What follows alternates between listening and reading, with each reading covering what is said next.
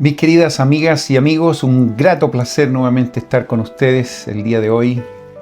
Eh, Muchísimas gracias por la paciencia que tuvieron la semana pasada. Les decía que tuve algunos problemas para subir la clase el día domingo y después de 24 horas pude solucionar las dificultades y finalmente subir la clase. Espero que la hayan visto. Como decía la semana pasada, tenía el anhelo de que fuera no más de una hora, un poquito más de una hora, pero imposible por los contenidos que ahí están. Incluso podríamos haber seguido hablando un par de horas más. Finalmente llegamos a prácticamente 2 horas de clase. Les pido disculpas, insisto, porque sabemos que el tiempo es muy escaso, pero esto no lo hago yo pensando tan solo en la clase que ustedes hacen o algunos maestros que tienen que hacer la clase de Ven, Sígueme los días domingos, sino que para que pueda quedar un material de consulta, para que ustedes puedan ir y compartir conmigo las cosas que el Espíritu les indique. La sección 76 de la semana pasada que revisamos es realmente una de las secciones que más me apasiona porque hay mucho material ahí que podemos aprender.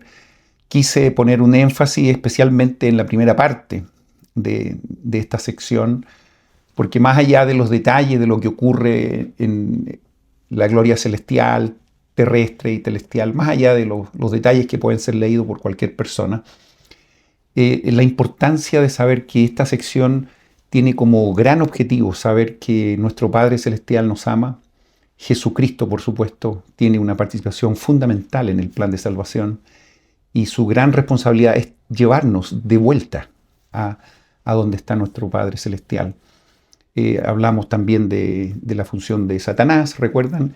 Y todo lo que tenía que ver con esta visión, que finalmente fueron varias partes, digamos, de esta visión, fueron 6 partes, pero al principio podemos nosotros entender lo que realmente ocurre con nuestro Padre Celestial, con Jesucristo y todo lo que ocurrió en el Concilio de los Cielos después, etcétera, etcétera. Quería yo dejar el sentimiento de que nuestro Padre Celestial nos ama. Eso es lo más importante de esa sección, que Él tiene un plan para nosotros. Y ese plan tiene algunas recompensas, por cierto, para las personas que hacen lo correcto. Y hagan lo que hagan, tendrán su recompensa de acuerdo a los méritos y a los sacrificios y al trabajo que cada uno ha puesto en esta vida que finalmente llega a ser un estado de probación. Pero lo más interesante que podemos ver al estudiar esta sección, que independientemente de lo que cada ser humano haga, recibirá una recompensa. Y a veces esa recompensa, podríamos decir, con un punto de vista bien natural y temporal, están por sobre las expectativas que nosotros pensamos. Y revisábamos al final de esa sección lo que se nos hablaba en relación al reino celestial, que es el grado de gloria más bajo, que aún ese grado de gloria sobrepujaba toda imaginación de cualquier ser humano en relación a esa vida que se vivirá ahí. Por lo tanto, a veces uno dice, aún el premio más bajo, por así decir, tendrá una recompensa maravillosa. Eso habla del amor de nuestro Padre Celestial. Ni siquiera quiero pensar en lo que ocurrirá en el reino celestial, el mayor de todo. Y también queremos, y vamos a seguir aprendiendo de estos grados de gloria en siguientes secciones, ¿eh? No nos vamos a quedar acá. Incluso en los grados, recuerden que Jesucristo dijo, en la casa de mi Padre muchas moradas hay. Por lo tanto, aún en los grados de gloria hay subdivisiones. Por cierto que sí, y aún así en el reino celestial también hay divisiones, y sabemos que el mayor y el más alto lugar de ese grado de gloria es la exaltación, justamente, la que esperamos tratar de llegar y poder entender exactamente lo que significa vivir con nuestro Padre Celestial para siempre. Claro, son frases, son palabras que a lo mejor están muy repetidas en la iglesia, pero me imagino que no podemos alcanzar a entender lo que significa esas bendiciones. quedan en mi mente tan solo palabras de profetas que han alcanzado probablemente un entendimiento mayor. Y, y siempre recuerdo las palabras del presidente David McKay cuando él decía: hagamos de nuestro hogar un pedacito de cielo. Parece ser que podemos comenzar a vivir de esa manera en nuestros propios hogares. También hemos hablado de que la Iglesia de Jesucristo es el reino de Dios aquí en la tierra. Y no es extraño pensar por qué en la Iglesia se nos dan sugerencias, leyes, mandamientos, ordenanzas, para que nosotros aprendamos a vivir de la manera como se vive, en el lugar donde queremos llegar. Y vamos a llegar, sin ninguna duda, a las secciones más allá del 80, y vamos a empezar a aprender de que todo esto tiene que ver con leyes. Debemos aprender a vivir leyes que tienen que ver con estos grados de gloria. Y si nosotros somos capaces de poder vivir ese tipo de leyes, vamos a poder soportar la vida que se vive en esos grados de gloria. Por lo tanto, vamos a seguir aprendiendo, por cierto, en las siguientes clases. Solamente me quiero recalcar el gran mensaje que está en la clase de la semana pasada. Si no la han visto, les invito a que la vean, si no en una parte, en 2 momentos, en 3 momentos, cuando tengan tiempo. Y insisto, las disculpas de no haberla subido el día domingo, porque no fue absolutamente fuera de mi control. Y bueno, ahora sí, voy a prometerles de que esta clase va a ser un poco más corta. Vamos a seguir revisando muchos conceptos interesantes. No vamos a profundizar mucho por razones obvias, ya se van a dar cuenta por qué. Pero no quiero salir de lo que hemos hecho en estas últimas semanas, 3, 4, 5, 6 semanas, con respecto a la visita de muchos templos que he tenido la oportunidad de participar, muchos templos que vivo cerca, y quiero compartir con ustedes eso. Siempre es mi deseo decirles que la iglesia está progresando, y bueno, en cada conferencia el profeta anuncia nuevos templos, y me da mucho gusto que muy cerca de sus propias casas también existen lugares sagrados en los cuales uno puede ir y ayudar a tantas personas que se han ido y pueden recibir las ordenanzas salvadoras. Eso nos debe llenar a todos el corazón de mucha alegría y agradecimiento. En los últimos meses y años he tenido la oportunidad de viajar bastante con mi esposa por diferentes razones. Y donde quiera que ande, siempre una de las primeras actividades que hago es tratar de buscar un templo, si es que hay cerca. Y tenemos la costumbre, como muchos de ustedes probablemente,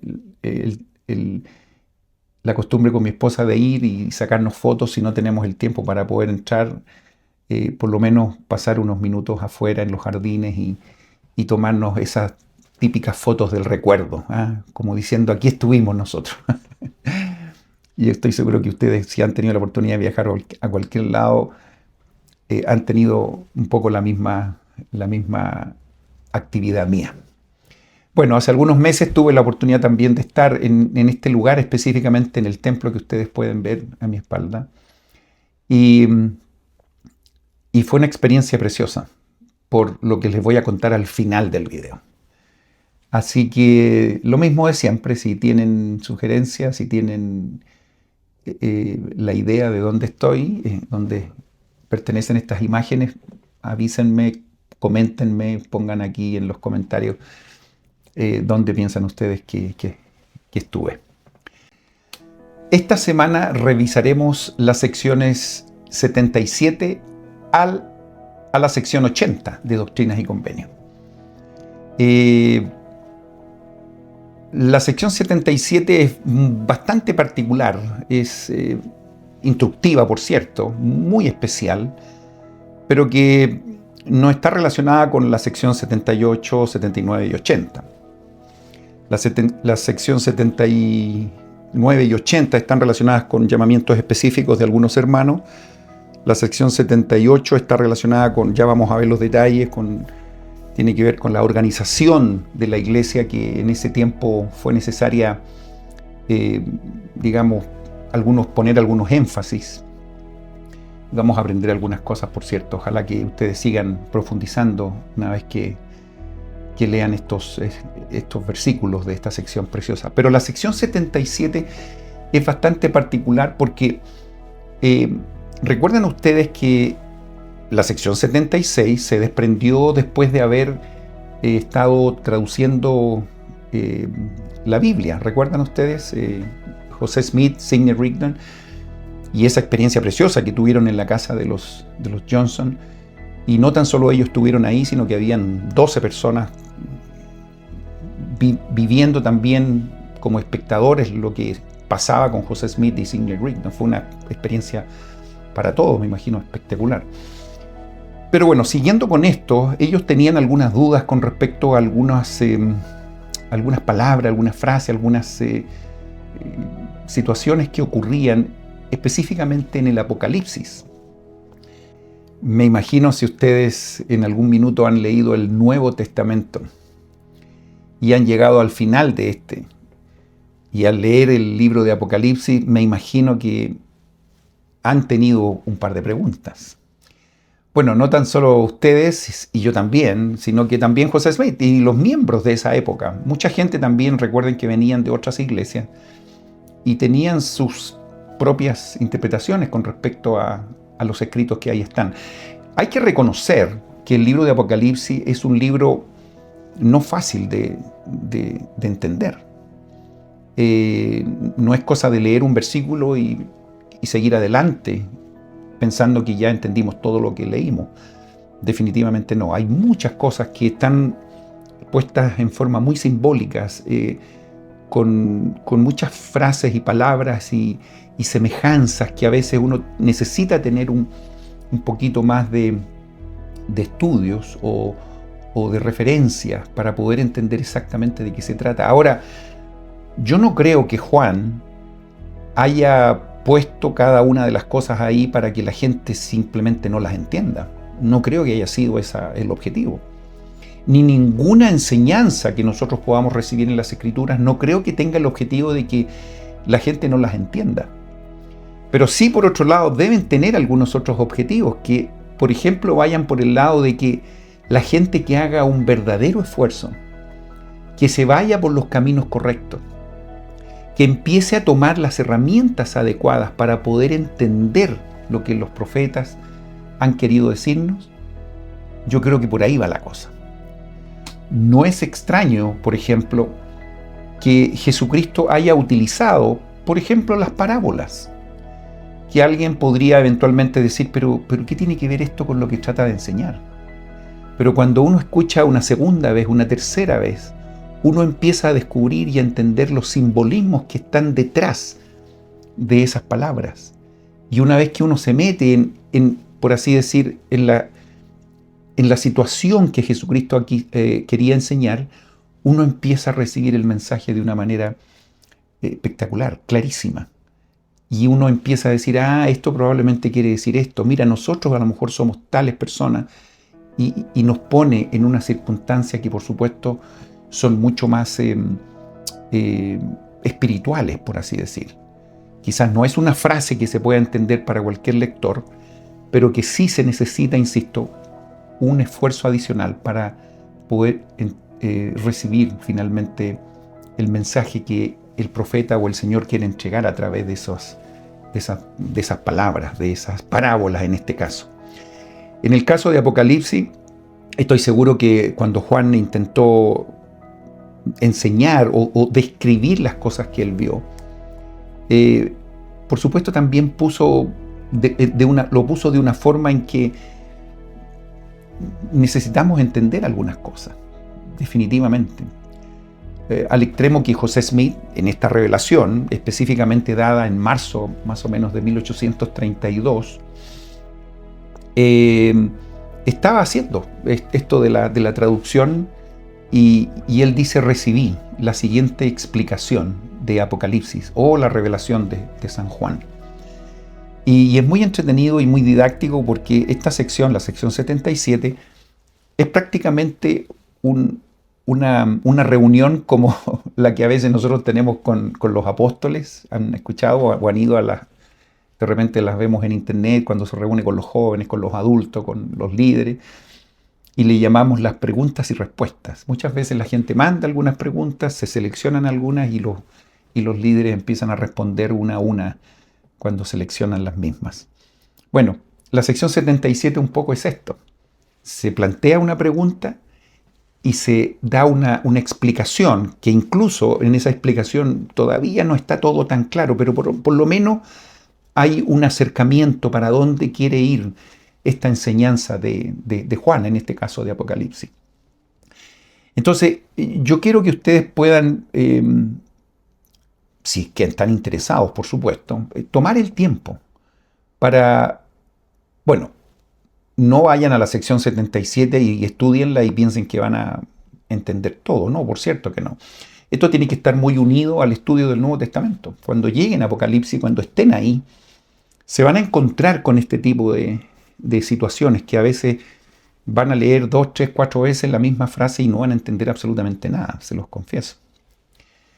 Pero cuando estemos en esas circunstancias, no olvidemos que hay una sección, específicamente la 77 de Doctrina y Convenio, que hay respuestas específicas a algunos versículos que son muy claves y que a veces han sido materiales de mucha distorsión o de muchas opiniones, especialmente de muchas iglesias. Por lo tanto, lo que la iglesia también ha dicho, que esto básicamente no es una explicación o una declaración oficial de lo que significa cada cosa. Entiendan bien lo que estoy diciendo. Estamos hablando de una traducción de una escritura, por un profeta, por cierto, pero más allá de que esto sea una declaración final de un versículo de la Biblia, me encantan mucho las explicaciones que da el manual del instituto del alumno de hace algunos años. Para mí era un material muy consultado cuando preparaba mis clases, pero en ese manual se indica de que esta sección llega a ser como una llave.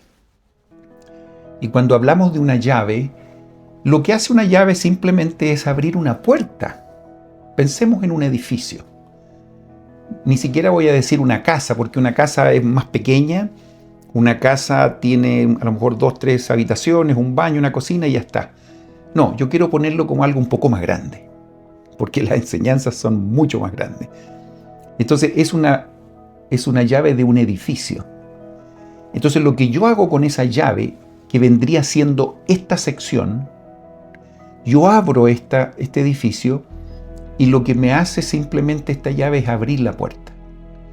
Pero ahí estoy en la puerta mirando hacia adentro sin hacer absolutamente nada todavía, pero lo que me permite esta sección es que yo pueda caminar por cada uno de los lugares de ese edificio y meterme en cada recoveco, en cada pasillo, en cada oficina, en cada sección de ese edificio. Incluso puedo subir la escalera y a lo mejor ir al segundo piso, al tercer piso, y me da acceso a muchos lugares que desde afuera solamente me veía la estructura del edificio, pero no tenía idea de lo que pasaba adentro. Entiendan, por favor, el ejercicio que les estoy ayudando a describir. Yo entro tan solo al edificio, pero esto me permite, y aquí viene la clave, por mí mismo, obviamente con la ayuda del Espíritu, a comenzar a recorrer y aprender a mirar con los ojos espirituales todas las cosas que hay dentro del edificio. Cuando hablamos del Apocalipsis, es obvio que ustedes inmediatamente piensen que estamos hablando del fin del mundo, cosas terribles, cosas que ni siquiera queremos conversar mucho porque nos asusta. Pero tomemos este tema como algo, primero, que está muy cercano. Recuerden que venimos hablando desde la restauración del Evangelio de que estamos en los últimos días. De hecho, nuestra iglesia, la iglesia de Jesucristo, se llama la iglesia de Jesucristo de los santos de los últimos días. O sea, no escapemos de ese concepto. Estamos preparando los elementos para que el Señor vuelva nuevamente a la tierra. Como está predicho, como está profetizado, como sabemos que ocurrirá. Por lo tanto, vale la pena que nosotros empecemos a abrir la puerta de este edificio y empecemos a mirar las cosas que el Señor quiere revelarnos. Ahora, no quiero que pierdan de vista la sección 76, se los mencioné yo la semana pasada, la sección 76, desde el versículo 5 al 10, qué es lo que ocurre con nosotros y qué recibiremos nosotros de Dios si es que somos fieles. Esa es la clave para poder saber que podemos llegar a conocer todas las cosas. Podemos llegar a entrar a este edificio y empezar a revisar cada una de las habitaciones y empezamos incluso a ver hasta los últimos rincones y saber exactamente lo que ahí hay. Les quiero decir que esta sección 77, esta llave, nos permite empezar a mirar cosas que antes no sabíamos. Ah, entonces esto significa esto otro. Ah, entonces estas señales que se están, profetizando, están relacionadas con estos eventos. Y de repente nosotros miramos lo que pasa hoy día y decimos, mira, es probable que estos sean algunas de las cosas que se hablaron en Apocalipsis. Sabemos que hoy día hay mucha gente que anda hablando y por muchos años se ha estado hablando en relación a que el mundo se va a terminar mañana, digamos. Es probable, no lo sé, pero esto nos da una pista y nos da una gran información en relación a lo que Apocalipsis realmente nos está enseñando. Juan vio esto, Juan recibió estas revelaciones, él dejó registradas estas cosas. Muchos de nosotros no entendemos. Y hoy día tenemos profetas en los últimos días que han abierto algunas puertas para que nosotros podamos entender un poco mejor lo que Juan quiso decir. Ahora, ni Juan ni José Smith podrán lograr de que nosotros entendamos todas las cosas. Solamente este entendimiento vendrá en cada uno de nosotros si es que tenemos, y ustedes saben lo que voy a decir, tenemos el Espíritu Santo. Si el Espíritu Santo nos indica exactamente la información, es ahí donde realmente vamos a aprender. Por cierto que vamos a recibir la información del Espíritu si escuchamos y seguimos las instrucciones de nuestros líderes, de los profetas de Dios, que justamente lo que hacen ellos es llevarnos a que nosotros podamos conocer la verdad por nosotros mismos. Y esa es la clave, por nosotros mismos. Reitero, sección 76, del versículo 5 al 10. Léanla una y otra vez para que se entusiasmen, para que vean que nosotros tenemos acceso a que los cielos sean abiertos y que podamos conocer todas las cosas. Hay gente hoy día que anda por cualquier parte.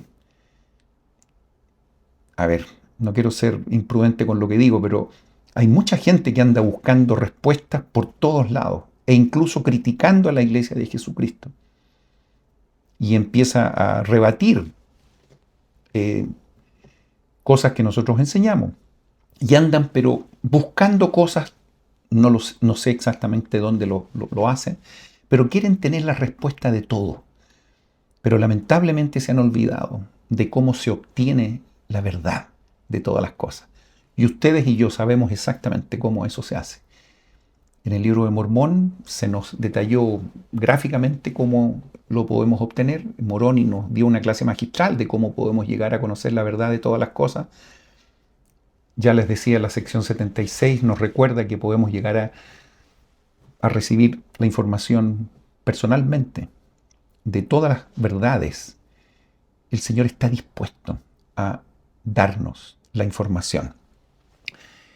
Les decía que no voy a hacer una descripción de la sección 77 porque son respuestas a preguntas del Nuevo Testamento.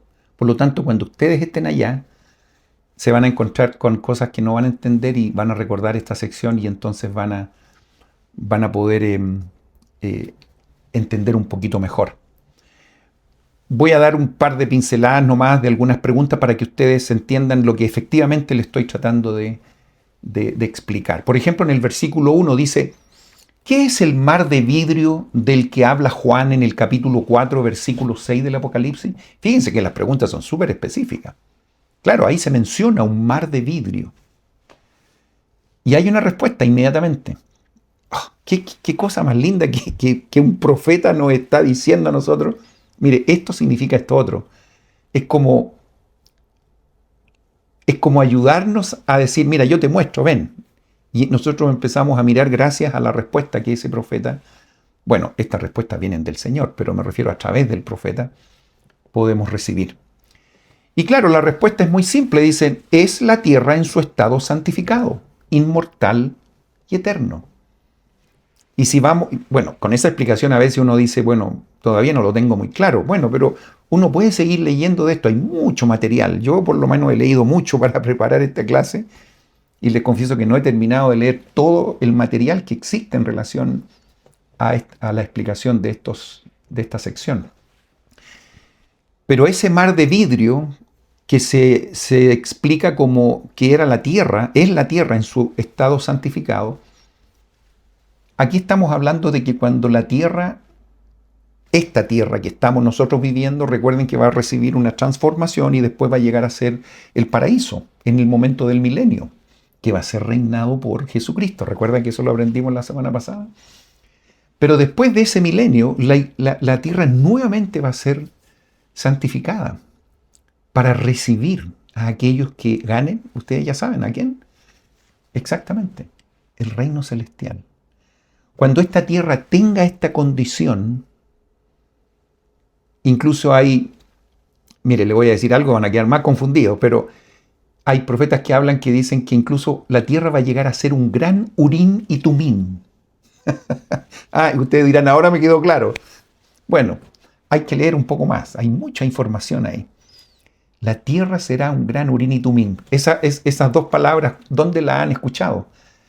Claro, cuando José Smith traducía el libro de Mormón, recuerda el pectoral y tenían el Urín y Tumín, con el cual eran elementos que podían traducir las planchas. Y por eso tenemos el libro de Mormón. Hay mucho material ahí que hay que aprender. Yo no les voy a dar una explicación de un minuto y ustedes van a quedar claro con eso, definitivamente no. Pero eso es, fíjense, qué luz tenemos con una sola pregunta que aparece aquí en la sección 77. A eso se refería Juan cuando hablaba del mar de vidrio. Tan milagroso como era, no sé, estoy pensando la Liaona. Cuando leí, ustedes dirán, pero ¿de qué estamos hablando? Bueno, son cosas que a veces en algún minuto vamos a aprender y vamos a lo mejor a tener los detalles. Pero vale la pena, insisto. Fíjense cómo una simple pregunta y respuesta ya podemos abrir y nos empieza a meter en temas que a lo mejor no estaban dentro de nuestro bagaje. Bueno, por ejemplo, el versículo 2. Otra pregunta. ¿Qué hemos de entender por los 4 seres vivientes de los que habla el mismo versículo? Seres vivientes. A ver, les vuelvo a insistir que a veces uno lee la respuesta y después vienen más preguntas.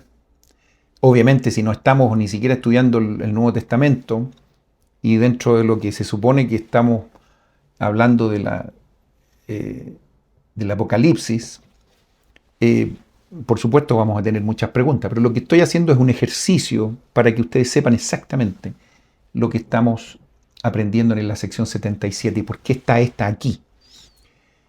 Estos seres vivientes, dice, son expresiones metafóricas, estoy leyendo el versículo 2, que usa Juan el Revelador para describir los cielos, el paraíso de Dios, la felicidad del hombre y la de los animales. Y por supuesto, y de lo que se arrastra y de las aves del cielo. Y aquí viene, fíjense, un juego de palabras, pero hay que entenderlo al estar leyendo. Dice, siendo lo espiritual a semejanza de lo temporal y lo temporal a semejanza de lo espiritual. El espíritu del hombre a semejanza de su persona, como también el espíritu de los animales y toda otra criatura que Dios ha creado. Yo le digo, ¿le quedó clara después de la respuesta? Es probable que tengamos muchas más preguntas. ¿Entienden por qué al recibir esta información nos pone en el portal, en el marco de una puerta, entrando a un edificio para poder comenzar a aprender un poco más de lo que el Señor quiso decir en esta revelación maravillosa que se le dio a Juan? Bueno, para que ustedes, insisto, tengan una visión. Está la pregunta número 3, la número 4. La número 3 habla de también estos 4 seres vivientes. Bueno, léanlo ustedes, no lo voy a profundizar. Versículo 5 habla de que hemos de entender por los 24 ancianos de los que habla Juan. Entonces ustedes pueden ver ahí también la respuesta que corresponde a lo que se da ahí en esta revelación. ¿Quieren leer la respuesta? Bueno, hemos de entender que estos ancianos que Juan vio habían sido fieles en la obra del ministerio y habían muerto. ¿Ok? Pertenecían a las 7 iglesias y estaban entonces en el paraíso de Dios. Alguno dirá, no entiendo nada lo que el hermano Calquín está hablando. Bueno, hay que meterse en el tema, hay mucha literatura, pero lo más importante es dejarse llevar por la información del Espíritu, mis queridos hermanos. Después habla el versículo, en la pregunta número 6, ¿qué hemos de entender por el libro que Juan vio? Dice, sellado por fuera con 7 sellos. ¿Han escuchado eso? Alguno dirá, pero ¿qué tiene que ver esto? ¿Dónde está todo esto? Bueno, la respuesta dice que contiene la voluntad, los misterios y las obras reveladas de Dios, las cosas ocultas de su economía concerniente a esta tierra durante los 7.000 años de su permanencia, o sea, su duración temporal. ¿No lo ven fascinante? Hay mucho que aprender ahí, ¿no? Es por eso que el Apocalipsis es uno de los libros más preciosos, pero que también están, entre comillas, ocultos al lector casual. Si alguien entra ahí, es probable que no entienda absolutamente nada, pero si alguien tiene la verdadera intención, pidiendo la ayuda a quien corresponde, uno va a empezar a aprender cosas que ni siquiera se imaginó. Lo he repetido varias veces, pero me imagino que queda claro. En la pregunta 8 dice que hemos de entender por los 4 ángeles de los que se habla el capítulo 7, en el versículo 1 del Apocalipsis. Ustedes pueden ver ahí en la Biblia. Dice la respuesta que son 4 ángeles enviados por Dios, a quienes es dado poder sobre las 4 partes de la tierra para salvar la vida y para destruir. Son los que tienen el evangelio eterno para darlo a toda nación, tribu, lengua y pueblo. Y tienen el poder de cerrar los cielos, de sellar para vida o de echar abajo a las regiones de las tinieblas. Hay mucho que aprender ahí. Al leer esto, pero hay miles de pasajes y miles de referencias que uno puede acudir. En el 14 también se habla mucho de esto en las Escrituras, pero aquí se vuelve a repetir.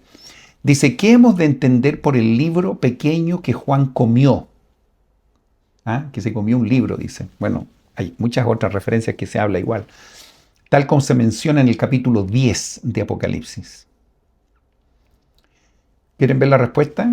Bueno, hemos de entender que fue una misión y ordenanza para él de recoger a las tribus de Israel. He aquí, este es Elías, el cual, como está escrito, tiene que venir y restaurar todas las cosas.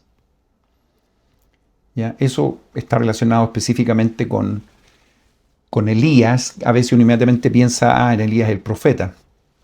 Pero también debemos entender que Elías es un título que lo tienen muchas otras personas que vendrían siendo como precursores de algo. De hecho, el mismo Juan el Bautista se le llama un Elías. Muchos profetas se les han llamado Elías. Aparte de Elías el profeta, que es un personaje específico que fue el que vivió en el Antiguo Testamento y que después vino a restaurar ciertas llaves y que también estuvo en el templo de Kirtland, justamente en esa revelación preciosa que vamos a revisar cuando lleguemos a la sección 110 de Doctrina y Convenio. Pero se fijan cómo esto nos abre temas fascinantes para poder seguir aprendiendo. Y después finalmente habla de, en la pregunta 15, ¿qué se da a entender por los dos testigos en el capítulo 11 del Apocalipsis? Esto también se ha hablado mucho de esto. Ustedes lean la respuesta.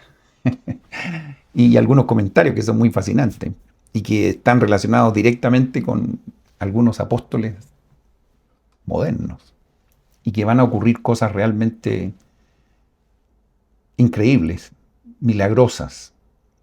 Algunos podrían decir en algún momento serán trágicas, pero después serán realmente milagrosas y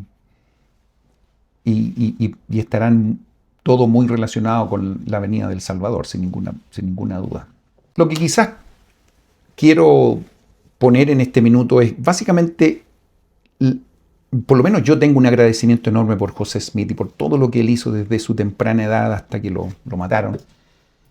Y todas estas preguntas, todas estas trabajos que él tuvo que hacer, y la lealtad y fidelidad que él tuvo para poder recibir todas estas cosas que siempre yo digo a nosotros nos rebotan gratis, aquí las tenemos. Qué cosa más maravillosa poder recibir esta información. Y en momentos muy complicados. En ese tiempo José Smith no lo andaba pasando bien. En muchos casos estaba siendo perseguido, estaba siendo atacado, estaba siendo criticado, y no tan solo por gente de fuera de la iglesia, sino que incluso por personas que también pertenecían a la iglesia y después lamentablemente se apartaron. Pero fueron años muy complicados, desde la restauración del Evangelio hasta, no sé, los primeros 10 años tiene que haber sido muy complicado, fue muy complicado. Y revisemos, por favor, algunos de los elementos que tienen que ver con la sección 78 de Doctrina y Convenio. Más o menos en marzo de 1832 ya la iglesia había comenzado a crecer un poquito. No con los crecimientos que hoy día nosotros entendemos, pero a casi ya 2 años de la restauración del Evangelio habían aproximadamente como 2.000 miembros. Ustedes dirán, bueno, no eran muchos, pero 2.000 personas que estaban en muchos casos saliendo de sus lugares de donde ellos residían, tenían que ir a otros lados, a veces eran un poco echados de ciertos lugares y ellos estaban un poco siguiendo las instrucciones de su líder, en este caso el profeta. No tiene que haber sido un momento fácil. En esta revelación, dice el encabezamiento, se le instruye inicialmente al profeta, a Sidney Rigdon, a Newell Whitney, para que viajen a Missouri y organicen los asuntos mercantiles y editoriales de la iglesia, mediante la creación de una firma que supervisaría esas labores y generarían fondos para el establecimiento de Sion y para el beneficio de los pobres. Fíjense ustedes la importancia de esto. A veces uno dice la iglesia empezó a crecer, uno dirá, bueno, tenían sus reuniones dominicales, los líderes llegaban con sus escrituras, daban un mensaje y después se iban a sus casas y ya está, ¿no? Que es mucho de lo que ocurre hoy día, a lo mejor, que muchas de las familias son independientes, estamos dentro de una iglesia muy madura, muy organizada, pero en ese tiempo la gente a veces hasta salía de sus lugares habituales y tenían que llegar a ciudades donde ni siquiera conocían a nadie, no tenían nada, ni tierra, ni dónde hacer su propia casa o plantar o comer. Entonces ellos, estos líderes, recibieron esta información para poder ayudar. Y repito el concepto, para el beneficio de los pobres. Esto no debería cambiar el día de hoy. El énfasis debería estar siempre pensado también en eso. Los obispos lo entienden muy bien. Dicha firma, dice, conocida como la Firma Unida, es probable que ustedes hayan escuchado esto, que incluso después por ahí se le puede llamar como una orden unida, que también se menciona. Dice, se organizó en abril de 1832, o sea, prácticamente 2 años después de la restauración del Evangelio. Pero ¿saben qué? Nada más duró 2 años esto. Se disolvió en el año 1834. En la sección 82 hay más detalles y lo vamos a chequear la próxima clase.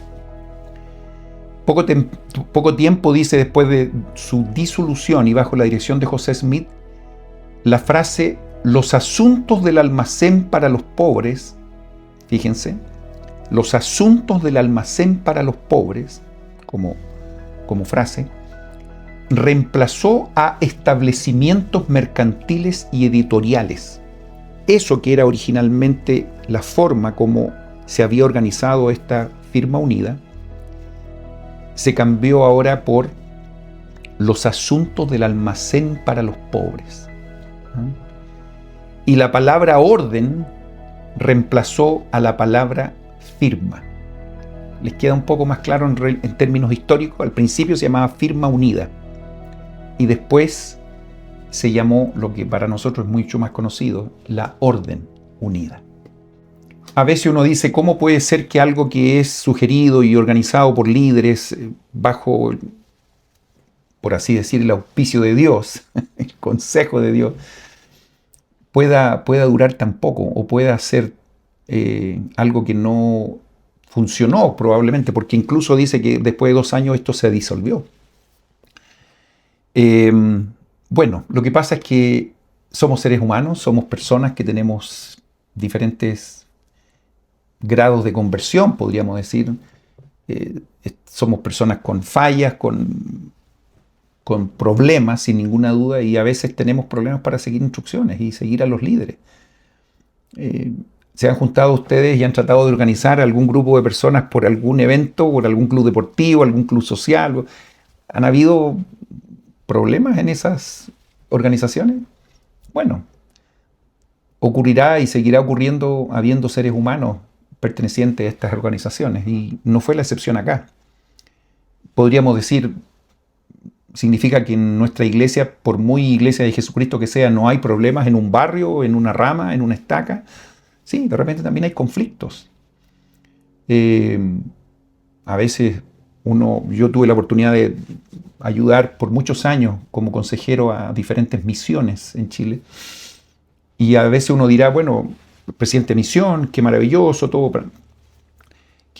todo celestial, todo perfecto. Pero también hay circunstancias muy complicadas, hay muchos desafíos, hay muchas situaciones que son imprevistas. De repente misioneros tienen problemas, misioneras, o hay malos entendidos, hay compañerismos que no se llevan bien. Qué sé yo, la estructura está muy bien hecha, pero nosotros cometemos errores.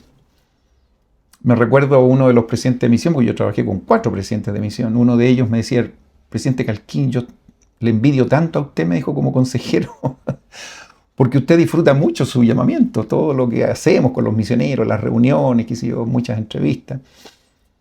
Pero él, como presidente, él tenía que tomar todos los problemas que habían en la misión. A lo mejor no eran muchos, pero tomaban gran parte de su día. Y a veces se iba a la cama algunas noches muy triste por situaciones que ocurrían con los misioneros. ¿Por qué les digo esto? Porque hay circunstancias que son tristes. Incluso hubo un momento en que tuvo que devolver a algunos misioneros a la casa porque estaban haciendo cosas incorrectas. Uno dirá, pero ¿cómo puede ser? Bueno, somos seres humanos y hay circunstancias que no son esperadas, pero ocurren. De la misma manera aquí el Señor indicó que había que hacer ciertas cosas que tenían que ver con cosas editoriales y mercantiles.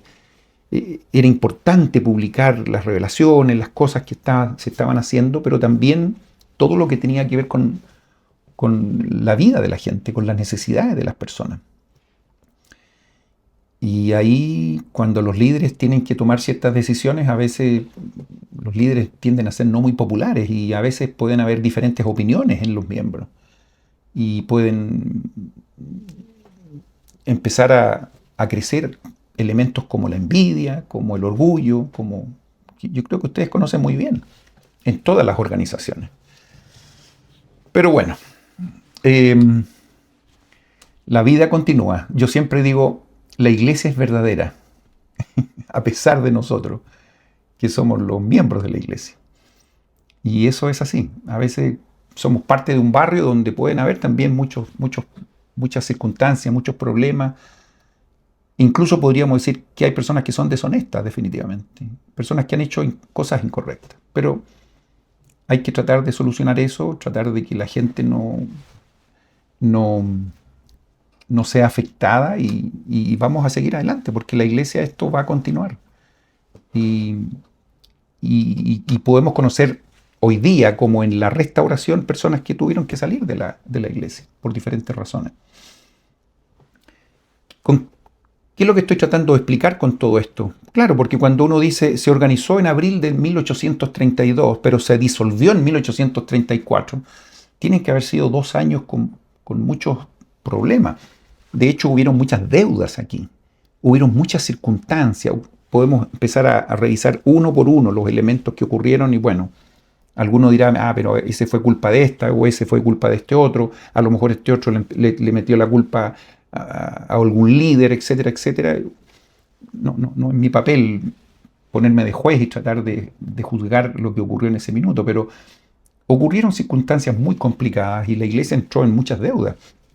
Y hay que entender que cuando partió todo esto, fueron prácticamente 9 personas nomás que estuvieron y pusieron todo lo que ellos tenían y empezaron a ayudar a mucha gente y empezaron a trabajar con esto que lo vamos a ir viendo más adelante en otras secciones, pero no tiene que haber sido fácil.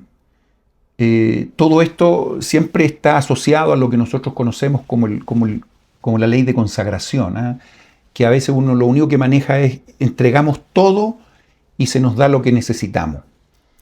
Claro, suena fácil, suena bonito, pero en el intermedio hay muchos detalles.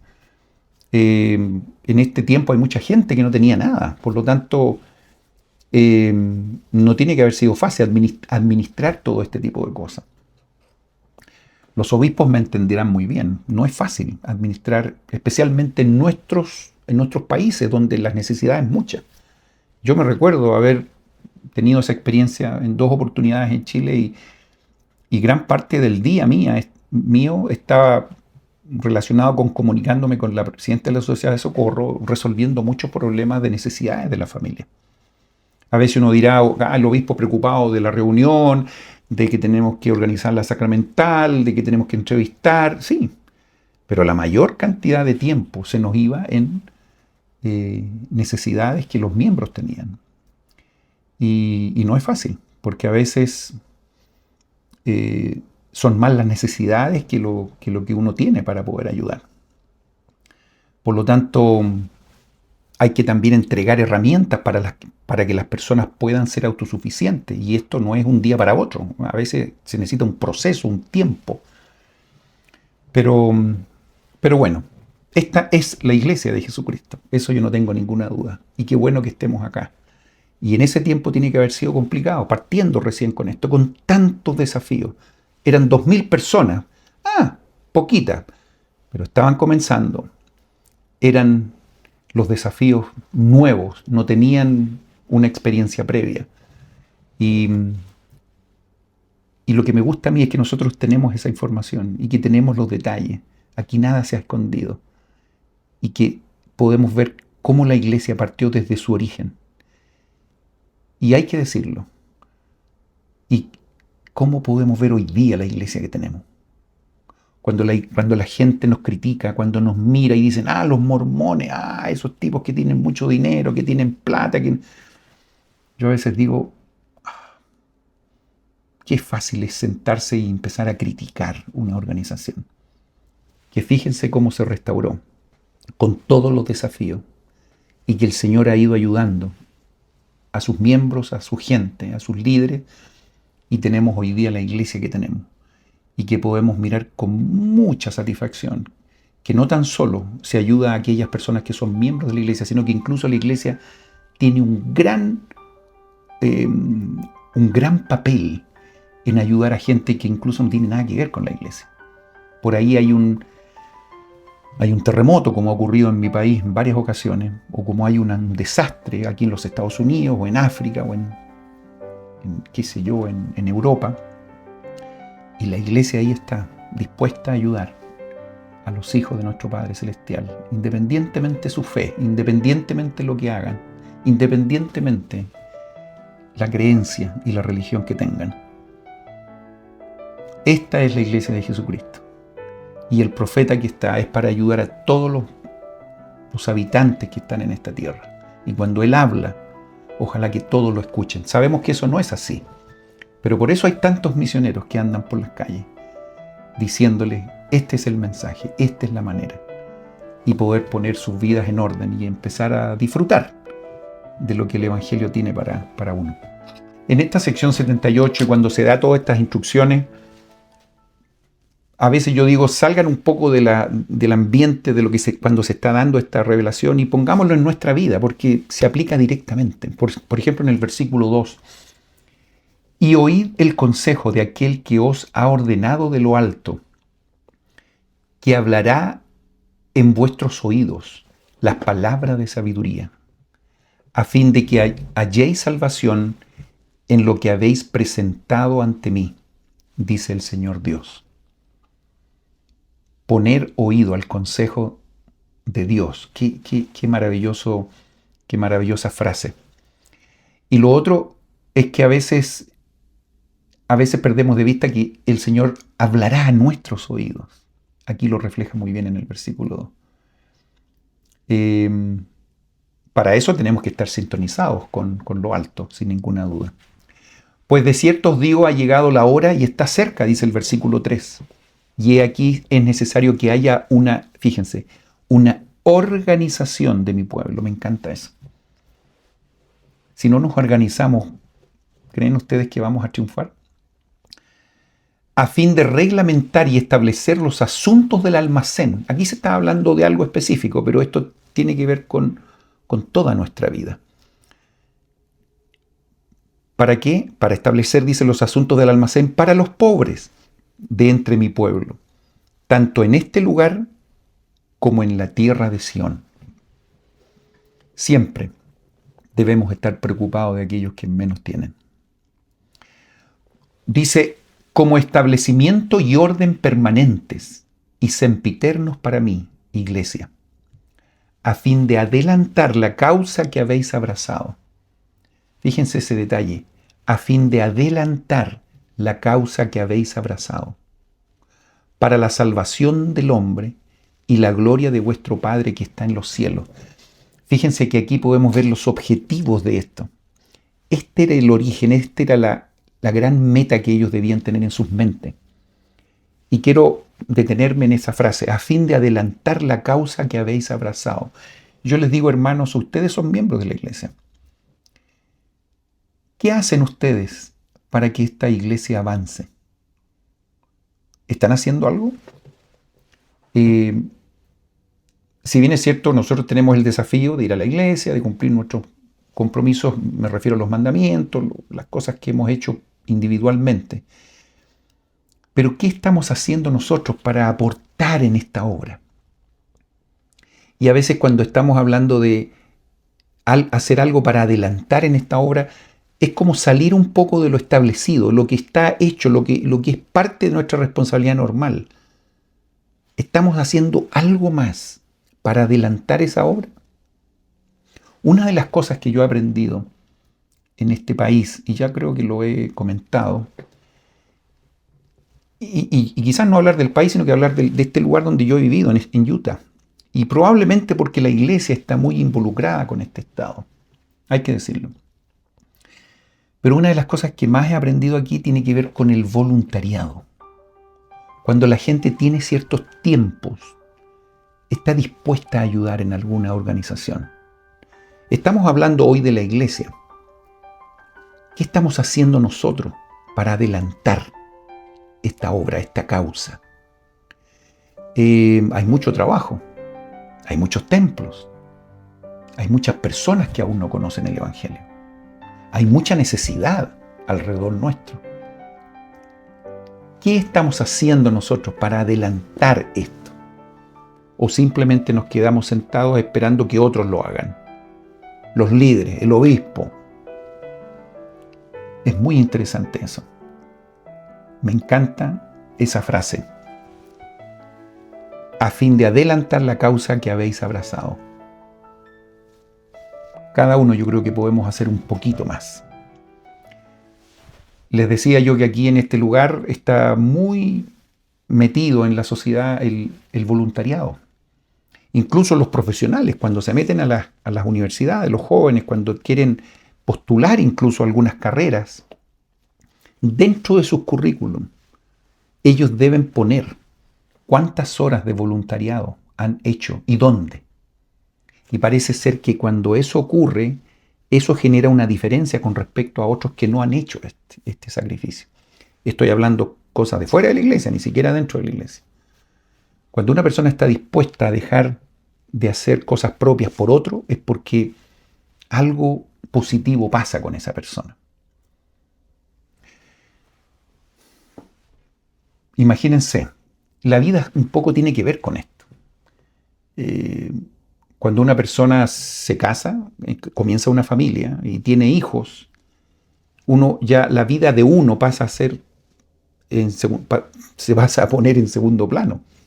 Y uno empieza a preocuparse de los hijos. Y ellos ya son nuestra primera prioridad. Parece ser que las personas comienzan a ser mejores personas cuando uno se pone en un segundo lugar y comienza a priorizar por la gente que tiene al frente.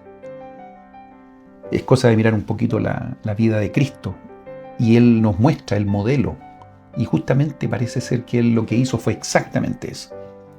Siempre Él ponerse en segunda posición y siempre servir a su semejante. Cuando nosotros estamos en una posición, independientemente de lo que tengamos, debemos pensar que siempre hay alguien que tiene menos y tiene una posición un poco con más desventaja. Y cuando nosotros acudimos a ayudar, estamos mostrando nuestra nobleza y estamos mostrando exactamente el tipo de persona que nosotros somos. Y en el versículo 4, que es el que estaba leyendo, el objetivo dice, para la salvación del hombre y la gloria de vuestro Padre que está en los cielos.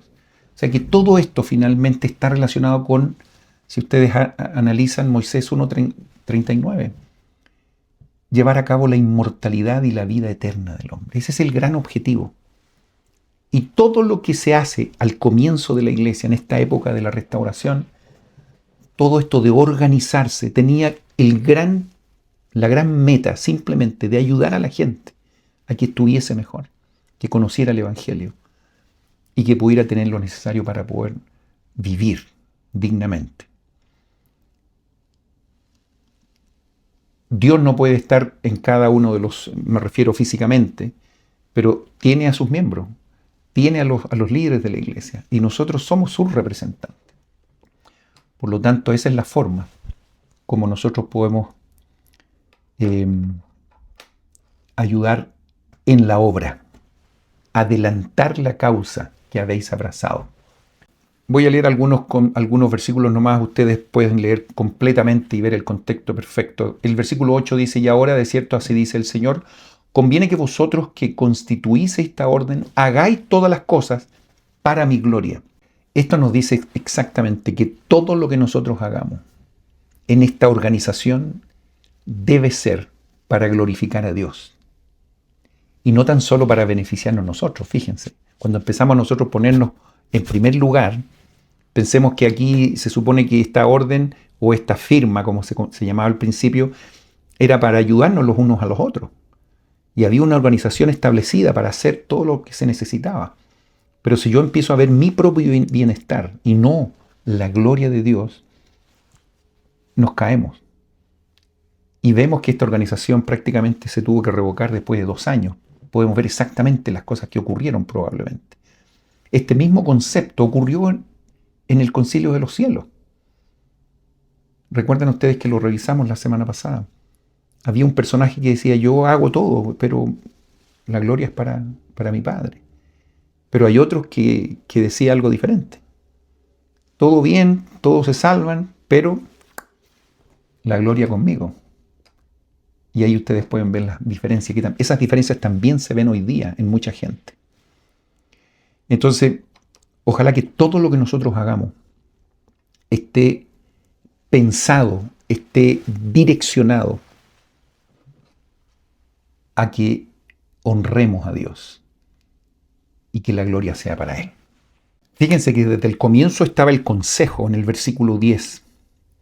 Si no hacen esto, dice, de otra manera, Satanás procurará desviar sus corazones de la verdad, de manera que sean cegados y no comprendan las cosas que están preparadas para ellos.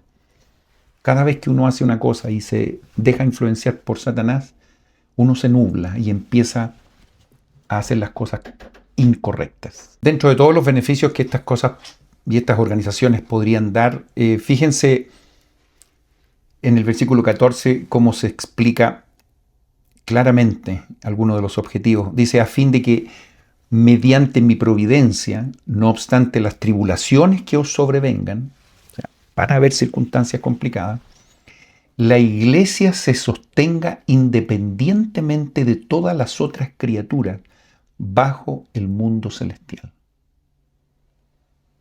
Independientemente. Precioso versículo, ustedes lo pueden volver a leer y lo pueden meditar un poco más de tiempo.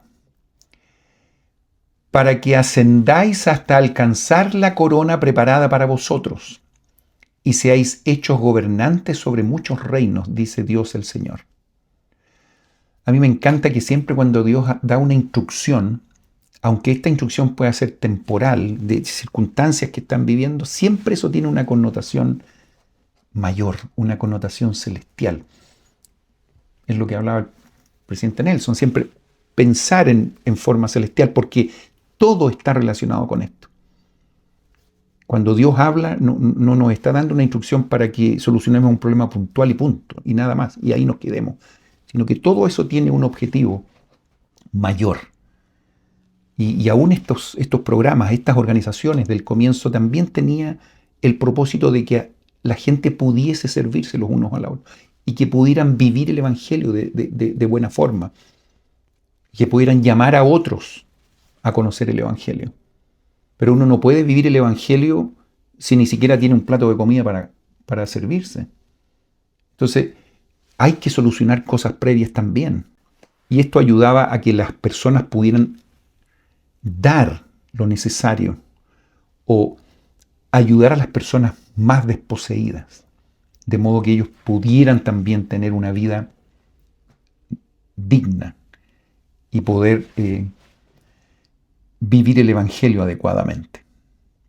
Porque, insisto, uno cuando no tiene un plato de comida ni siquiera puede ir a la capilla, porque está pensando en proveer para la casa, obviamente.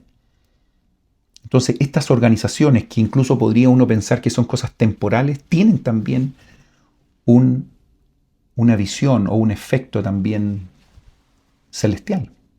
Lo que sí debemos entender que muchas de las instrucciones que recibimos, y les hago otra vez la misma explicación que hice hace un par de minutos, si bien es cierto, ellos están solucionando circunstancias muy particulares, después de 2 años de la restauración del Evangelio. Sin embargo, nosotros estamos viviendo en una época diferente, pero los principios son exactamente los mismos. Hay muchas veces que recibimos revelaciones o instrucciones o consejos para nuestros días, y a veces decimos, pero ¿qué necesidad hay en eso? ¿Por qué se están dando este tipo de cosas? ¿En qué nos ayuda? Fíjense cómo aprendemos a partir del versículo 17. De cierto os digo, sois niños pequeños y todavía no habéis entendido cuán grandes bendiciones el Padre tiene en sus propias manos y ha preparado para vosotros. Esto está relacionado directamente con incluso nuestras propias responsabilidades. A veces nosotros miramos a nuestros hijos cuando le damos instrucciones y decimos, tú tienes el mundo a tus pies si es que haces las cosas bien. O yo te puedo dar todo lo que tú necesites, no lo sé, estoy pensando nomás. Y a veces los niños no hacen lo que uno les dice. Estoy pensando en los hijos. Y a veces pienso en nuestro Padre Celestial hablando a nosotros lo mismo. A veces Él como un Dios dice, pero es probable que ustedes todavía no entiendan todo lo que yo tengo para ustedes. Y por eso nos trata como niños, como personas que todavía no comprendemos y no tenemos toda la información. Y eso también nos ayuda a entender lo que viene en el versículo 18. Y dice, y no podéis sobrellevar ahora todas las cosas. Claro, a veces recibimos circunstancias muy dolorosas, problemas que a veces pensamos que no podemos con ellos. Y pensamos que estamos acabados. El versículo 18 dice, no obstante, sed de buen ánimo, porque yo os guiaré. Fíjense que antes de la promesa de que Él nos guiará, nos da la sugerencia de que tengamos buen ánimo. Ahora uno dice, ¿cómo podríamos tener buen ánimo en circunstancias adversas, en problemas, en tragedias, en muertes, en pérdidas? ¿Cómo sacamos buen ánimo? No es fácil. Por eso debemos pensar celestialmente, pensar que cada una de las cosas que tenemos son circunstancias temporales y vamos a tener cosas mejores. Ojalá que podamos pensar de esa manera. Pero fíjense que Él lo único que nos pide en el versículo 18 es que tengamos un buen ánimo. Porque cuando no tenemos un buen ánimo parece que todo se ve oscuro y todo se va hacia abajo. Y tengamos buen ánimo, y ahora sabemos, porque yo os guiaré. Eso no deja de tirarnos el ánimo para arriba, sin ninguna duda. No es fácil, no es fácil. Sin embargo, aquí tenemos la herramienta, aquí tenemos la fórmula, aquí tenemos la receta. Y después dice en la mitad del versículo 18, de vosotros son el reino y sus bendiciones, y las riquezas de la eternidad son vuestras. Esta es una escritura que debería estar con nosotros siempre. Esta es una de las escrituras que a lo mejor podríamos ponerlas en un cuadrito y ponerlas en una de nuestros dormitorios. Yo me recuerdo siendo muy pequeñito.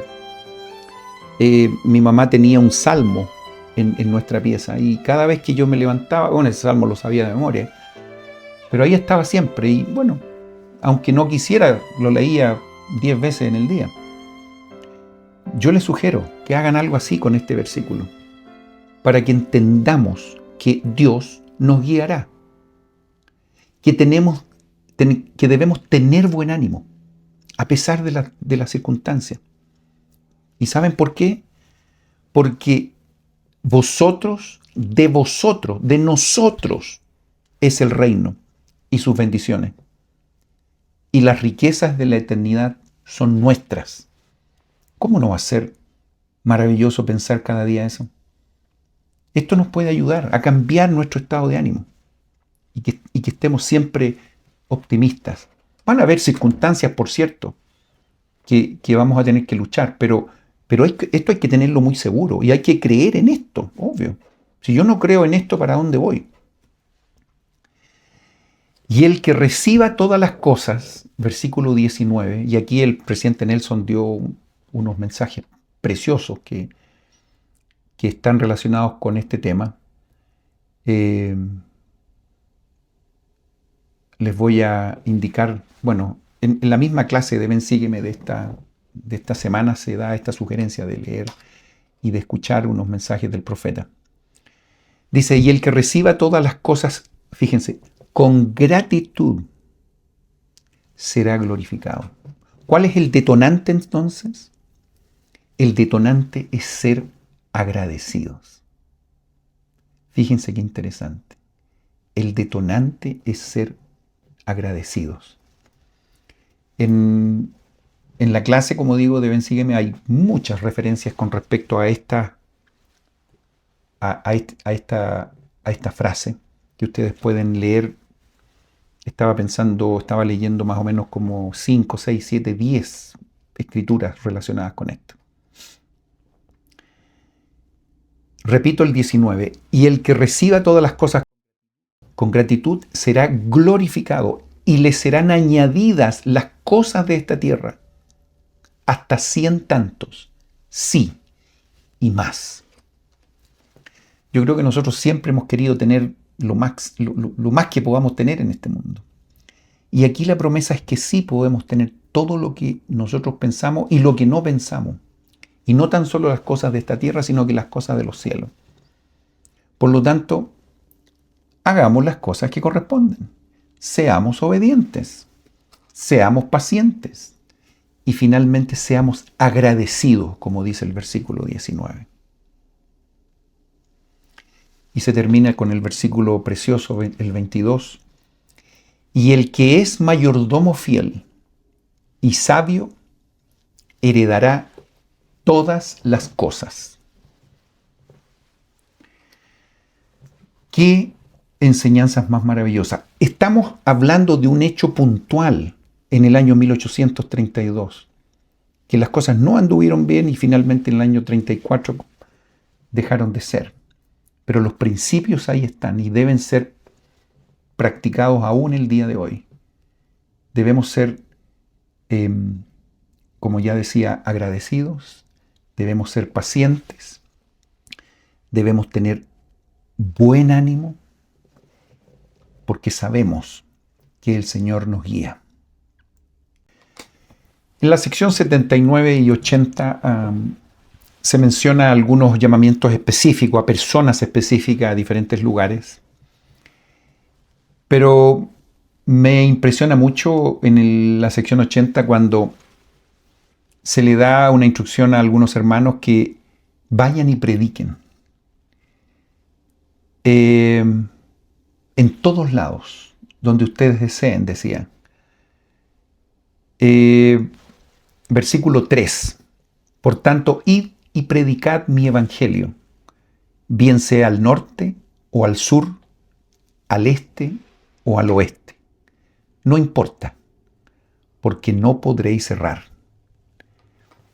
A veces cuando vemos a los misioneros que mandan sus solicitudes de misión, a veces siempre es muy gratificante, bueno, sobre todo ahora con las redes, ver dónde son asignados. Y están los juegos. Yo pienso que en tal lugar, en tal lugar. En realidad, no importa dónde seamos asignados. Si es en el norte, en el sur, en el este, en el oeste, no importa.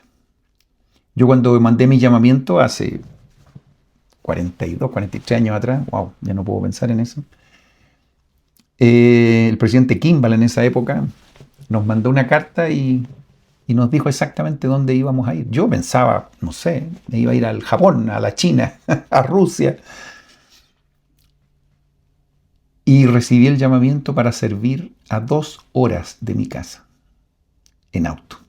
1 hora y media quizá. O sea, prácticamente a la vuelta de la esquina. Cuando recibí el llamamiento dije, pero ¿cómo a lo mejor tiene que haber un error? Dije yo, ¿cómo voy a ir a predicar tan cerca?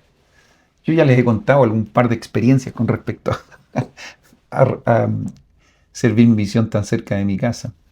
Yo trabajaba en la oficina por algunos meses y me tocaba ir al correo a buscar toda la correspondencia de los misioneros. Y me encontraba con mis compañeros de la universidad. Ellos estaban de vacaciones, con traje de baño, las niñas, todo ahí. Y yo andaba con corbata, con camisa blanca, con pelo corto. Y de repente me miraban. ¡Oh, Luis, ¿qué estás haciendo acá? ¿Y por qué andas así? ¿Tú eres mormón? ¡Oh, y qué! 1000 preguntas. Y ahí estaba, al lado de mi casa, predicando. Pero ¿saben qué? Fue una de las mejores, bueno, fue para mí el mejor lugar para predicar. No me importó dónde, aunque sea cerca de la casa. experiencias preciosas. Por lo tanto, no importa el lugar donde a uno lo asignen. Lo importante es el mensaje que entrega y el efecto que puede tener en las personas que lo escuchan. Hay personas que han tenido que viajar horas para llegar a los lugares donde han sido asignados. Y otros muy cerca. Mis hijos, bueno, a algunos les tocó al otro lado de los Estados Unidos. Uno de mis hijos justamente sirvió misión exactamente en los lugares que estamos viendo en este minuto. Uno fue misionero en Independence, Missouri. Precioso lugar. Yo les comentaba, no sé si ustedes saben, pero yo fui a buscar a mi hijo a esos lugares y con mi familia y pudimos conocer todos estos lugares históricos preciosos. Y otros, bueno, estuvieron aquí relativamente cerca, digo cerca, pero a 8 horas, 9 horas, 10 horas de nuestra casa, en diferentes estados aquí en los Estados Unidos. Los 5 sirvieron aquí en los Estados Unidos. Pero no importa, yo escucho las experiencias de ellos y son las mismas que yo tuve muy cerca de mi casa. He escuchado personas que han ido en otros continentes y las experiencias son exactamente las mismas. Mis queridas hermanas y hermanos, cómo disfruto conversar con ustedes cada semana. Lo que sí les digo, y cada vez que me meto en las secciones de Doctrina y Convenio, genero un gran y un mayor amor por el profeta José Smith. Hay mucha gente que lo critica, aún en estos días. Hay gente que no cree en su obra. Me da mucha pena. Yo les recomendaría a ellos leer el Libro de Mormón y partir por ahí, digamos. Obviamente, recuerden ustedes que no partir por acá, porque esto es como la carne. Hay que ir primero a la leche.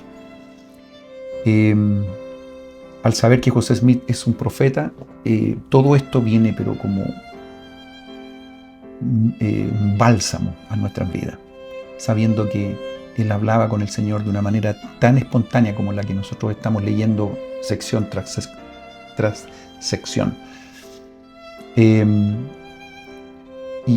también lo admiro por todo lo que tuvo que soportar, las críticas, los golpes, digámoslo.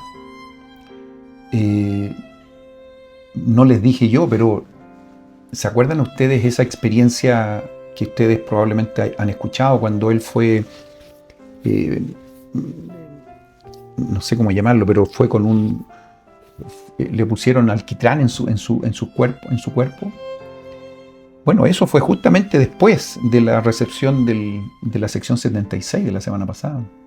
Lo fueron a buscar ahí en la casa del hermano Johnson y tuvo esa experiencia terrible. Al otro día, con todo el cuerpo súper herido, igual fue a predicar y hizo un discurso maravilloso el día domingo, y incluso después de ese sermón 3 personas se bautizaron incluso. Esas cosas a veces quedan ahí y no son muy populares, estas historias, pero hablan de la grandeza de nuestro amado profeta José Smith. Murió a los 38 años. Y la cantidad de cosas que hizo fue impresionante. Solamente quiero testificar de que él fue un profeta. No tengo ninguna duda que él tradujo el Libro de Mormón por el don y el poder de Dios. Que él recibió estas enseñanzas. Que él recibió estas enseñanzas de lo alto. Él recibió la respuesta a estas preguntas que tenía de Apocalipsis de lo alto. Y nosotros las tenemos como un regalo maravilloso en este libro, Doctrina y Convenio. Así como tengo un amor por el presidente José Smith, tengo un amor muy grande también por nuestro amado profeta, el presidente Nelson. Y todo esto me habla y me dice de que Jesucristo vive, de que esta es su iglesia, que no tengo ninguna duda que es la iglesia verdadera sobre toda la faz de la tierra. Y estamos en esto, preparando para que Jesucristo vuelva por segunda vez. Este es el objetivo número 1 de la iglesia en este minuto. Así que si podemos ayudar, como decíamos anteriormente, ¿qué hacemos nosotros para avanzar en esta obra? si podemos ayudar en el templo, si podemos ayudar en la obra misional, si podemos ayudar con los miembros a fortalecerle, si podemos ayudarle a los niños, como lo estoy haciendo yo con mi esposa en nuestro llamamiento en la primaria, si podemos ayudar en lo que sea, pero hagamos algo para que esta obra avance. Y eso ayudará a mucha gente y por supuesto nos rebotará a nosotros. Dejo con mucho amor estas palabras y estos conceptos, no pensando que son los últimos, porque hay mucho que aprender, especialmente en la sección 77. Cuando estén estudiando el Nuevo Testamento, hay que volver a leer la sección 77. Lo dejo con mucho amor, en el nombre de Jesucristo. Amén.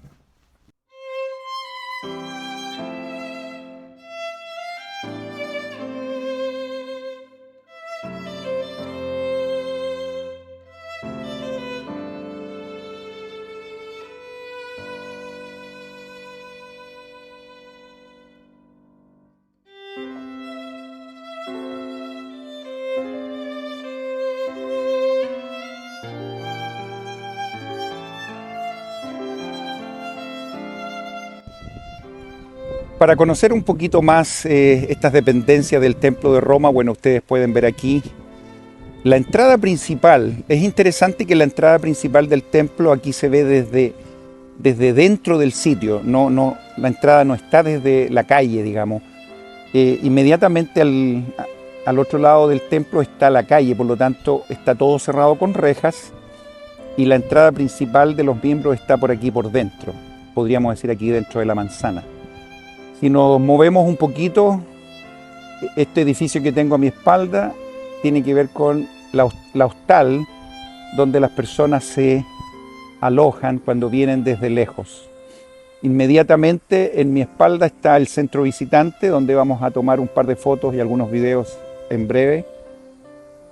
Y después de estos hermosos jardines, ahí a mi espalda pueden ver la capilla, donde unas misioneras me decían que funcionan 2 unidades. Aquí en Roma tan solo existe una estaca y 2 de los barrios funcionan aquí en esta dependencia.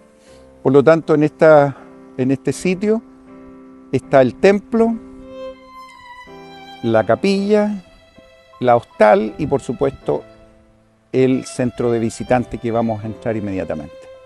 Un gran abrazo para todos nuestros amigos.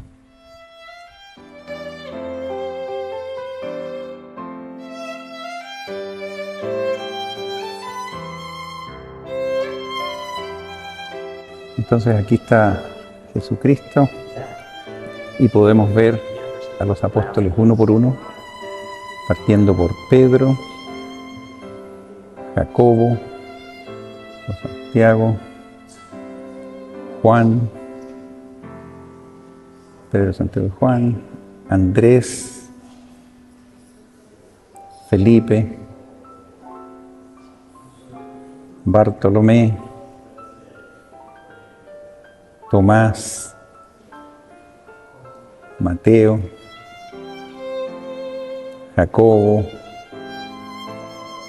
Judas, Tadeos, Simón, Celote y finalmente Pablo, que lo ponen aquí como el último apóstol.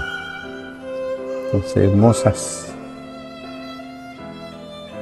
figuras que representan a los 12 apóstoles en la figura del Salvador acá.